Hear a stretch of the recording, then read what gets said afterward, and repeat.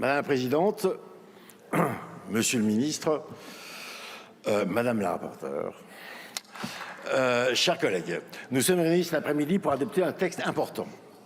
Le texte attendu par les professionnels de santé et le personnel administratif, n'oublions pas le personnel administratif, des établissements de santé qui demandent plus de protection face à la montée des violences, qu'elles soient verbales ou physiques, dont ils sont victimes, et effectivement violence qui est de plus en plus présente dans notre société.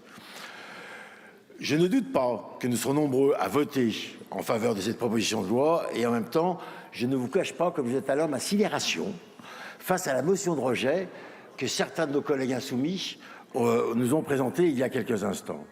Cette proposition de loi entend répondre aux sentiments largement partagés par la profession de santé d'une recrudescence des violences à leur encontre. Ce n'est pas qu'un ressenti, c'est une réalité pour eux. En 2021, plus de 20 000 signalements ont été faits, dont la moitié concerne des violences physiques avec menaces, avec armes, et près d'un tiers des insultes ou injures.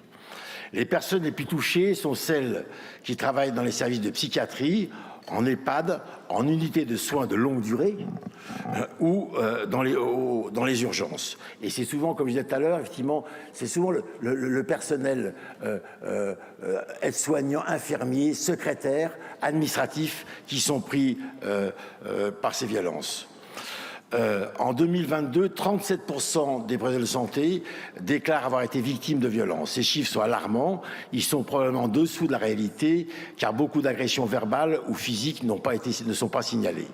Il y a peu, nous applaudissions chaque soir à nos fenêtres ces professionnels de santé, ce personnel mobilisé qui consacre ses journées à aider les autres. Aujourd'hui, ces mêmes personnes subissent une violence qui ne cesse de croître, une violence qui se banalise, dont la gravité augmente et auquel il faut répondre. Cette proposition de loi est un signal fort, c'est un message de soutien sans faille envers ceux et celles qui subissent dans l'exercice de leur fonction des agressions.